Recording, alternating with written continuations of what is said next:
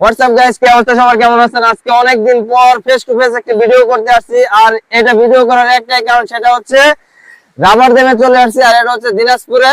আর এইখানে এসে যেটা দেখতে পেলাম, অনেক সুন্দর একটি জায়গা, আর সেটা আমি আপনাদেরকে না দেখে পারলাম না, যার কারণে কিন্তু আজকে ভিডিও করলাম।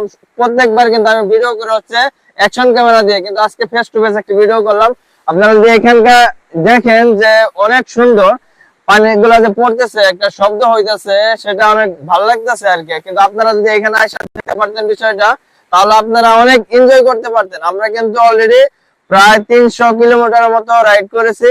রাইড করে আইসা এখানকে যখন আমরা দেখতেছি জিনিসটা, তখন কিন্তু আসলে মনটা একটু আনন্দ ভরে গেছে। আমরা প্রায় রাত 9টার দিকে রওনা দিচ্ছি। এখন বাজে প্রায় 9টা, প্রায় মনে হয় 12 ঘন্টার মতো। যদি আমরা 12 ঘন্টা রাইড করি নাই, আমরা দেখা গেছে বিভিন্ন জায়গায় রেস্ট করছি, কারণ রাতের রাইড আপনারা তো জানেন যে গাড়িগুলোর চাপ থাকে। বৃহস্পতিবার রাত, তো রাত পাড়ি দিয়ে আমরা এখানকে আইসা যে মজাটা পাইতেছি, সেটা আপনাদেরকে বলে প্রকাশ করতে পারবো না আর কি। তো এখানকার একটু দেখান কত সুন্দর। এটাকে রাবার ড্যাম বলে আর কি, দিনাজপুরের।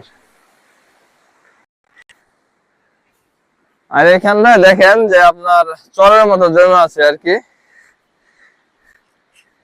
ওই সামনে গেলে হয়তো আরো ভালো লাগতো, কিন্তু আমরা এই সামনে যাইতে পারতেছি না। আমাদের ভাই ব্রাদাররা এই যে ব্রিজের মধ্যে আছে কিছু, আর ক্যামেরায় আছে আমার মনির ভাই।